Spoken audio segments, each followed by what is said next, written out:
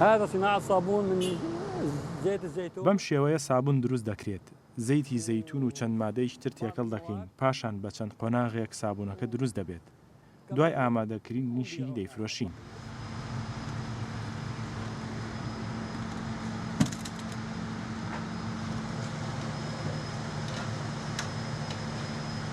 مهنة ورثناها وما يصير نتركها. ئەو پیشەیە لە باوپا بیرانمانەوە بۆمان ماوەتەوە و پێویستە پارێزگاری لێ بکەین. لە ڕێگەی ئەو پیشەیەوە بژێوی ژیانمان دابین دەکەین.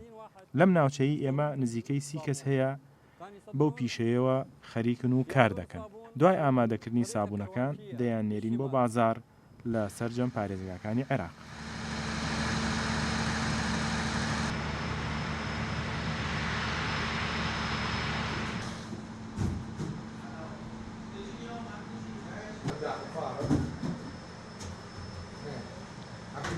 نتركها 12 ساعة.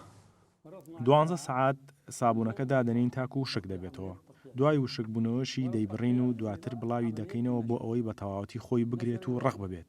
لە کۆتاییدا لە پاکەتی دەکەین و ئامادە دەبێت بۆ فرۆشتن.